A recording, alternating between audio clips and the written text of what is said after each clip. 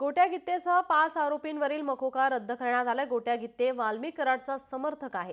गोट्या गित्तेसह 5 आरोपींवरील मकोका हा रद्द करण्यात आलाय।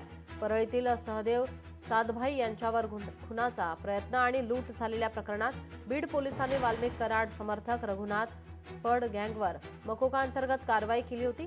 या कारवाईमध्ये 7 जणांचा समावेश असून त्यांच्यावर गंभीर गुन्ह्यांची नोंद आहे। मात्र आता अप्पर पोलीस महासंचालकांनी 7 पैकी 5 आरोपींपैकी मकोका रद्द केलेला आहे।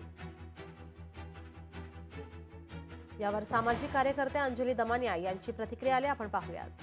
गोट्या गित्ते नावाचा जो माणूस आहे त्याच्या विरुद्ध परळी, केस, पुणे, लातूर, परभणी इथे तब्बल 16 गुन्हे असताना इतक्या हॉरिबल माणसाला जर त्याचं नाव मकोकामधनं आज वगळण्यात आलंय तर ते का वगळण्यात आलं याचं आता उत्तर डीजी कार्यालयाला द्यायलाच लागेल।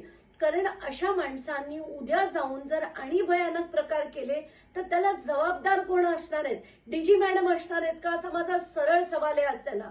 कारण एवढा मी मर लढतो त्या सहदेव सादभाईच्या प्रकरणात गोट्या गित्तेनी काय केलंय डीजी मॅडमना माहित आहे का?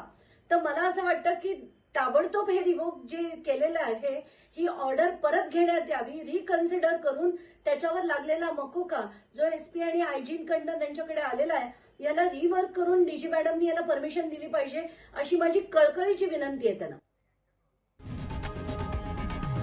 लोकशाही मराठी ऐका, पहा, जागरूक रहा।